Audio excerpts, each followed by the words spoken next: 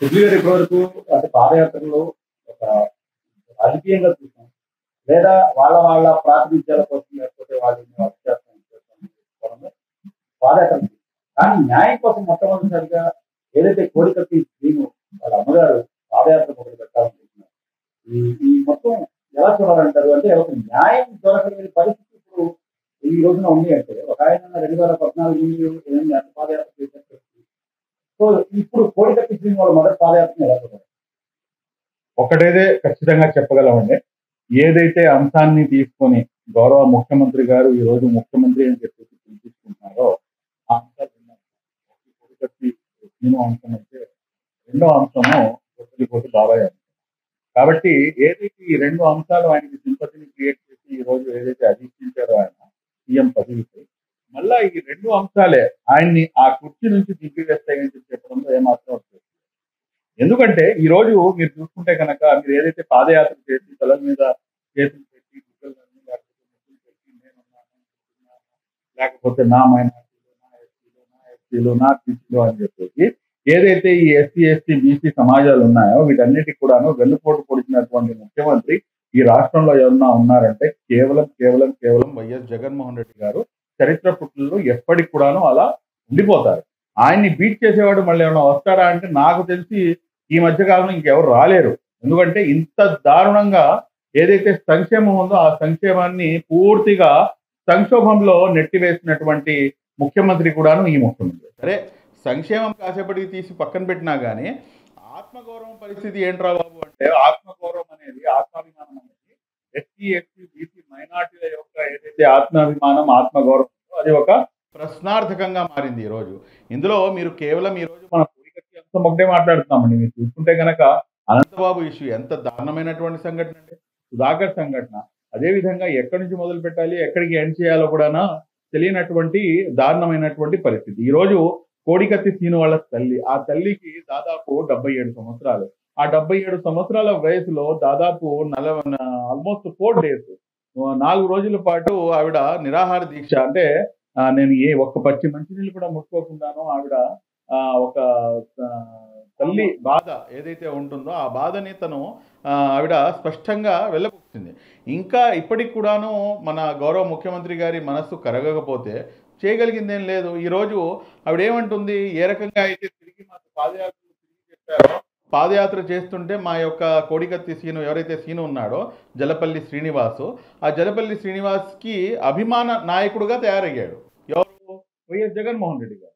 కాబట్టి ఏదైతే పాదయాత్ర ద్వారా నా కొడుకు మనసును పెట్టుకున్నారో అదే పాదయాత్ర నేను కూడాను చేపడతాను.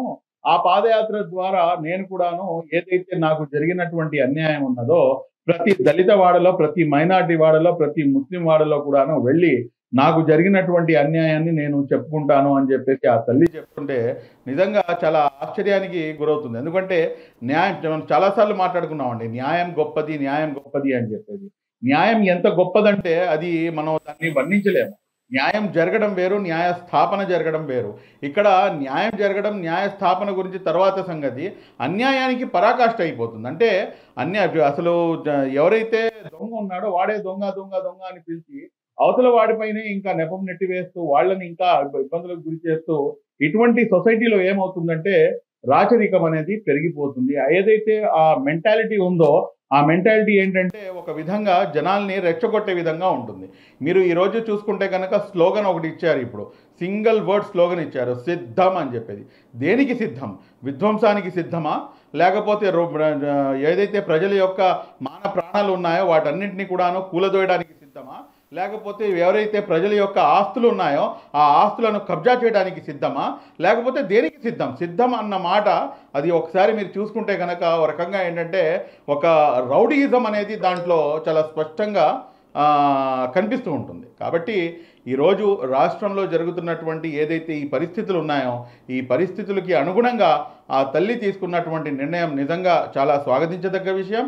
మైనార్టీ హక్కుల పరిరక్షణ సమితి తరపు నుంచి రాష్ట్రంలో ఉన్నటువంటి అన్ని మా యొక్క కమిటీలు, అదేవిధంగా రాష్ట్రంలో ఉన్నటువంటి న్యాయం కోరుకునే ప్రతి ఒక్కరు కూడాను ఈ సావిత్రమ్మ గారికి జలపల్లి శ్రీనివాస్ తల్లి గారు సావిత్రమ్మ గారికి బాసటగా ఉంటాము, మేమైతే పూర్తి అండదండలు ఇస్తాము అని చెప్పేసి తెలియజేస్తున్నాం. కానీ అదే సావిత్రమ్మ గారు ఆమరణ నిరాహార దీక్ష మీరు చెప్పినట్టుగా 4 రోజులు చేసిన దానికి ఎంత ఇబ్బంది పెట్టారు.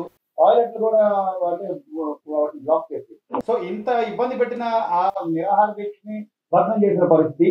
రేపు ఆమె చేసే పాదయాత్రకి అనుమతిస్తారంట. అనుమతిస్తారా అంటే ఖచ్చితంగా అనుమతించాల్సినటువంటి పరిస్థితి. ఎందుకంటే ఇక్కడ 125 అడుగుల ప్రాణం లేని అంబేద్కర్ విగ్రహాన్ని మీరు ఇక్కడ తీసుకొచ్చి స్థాపించి, ఏదైతే అంబేద్కర్ గారి వారసుడైనటువంటి జలపల్లి శ్రీనివాస్ని తీసుకెళ్ళి మీరు కటకల లోపల మీరు బంధించారో, ఈ విషయం ప్రజల ముందుకు రాబోతుంది. ప్రజల్లోకి ఆల్మోస్ట్ వెళ్ళింది.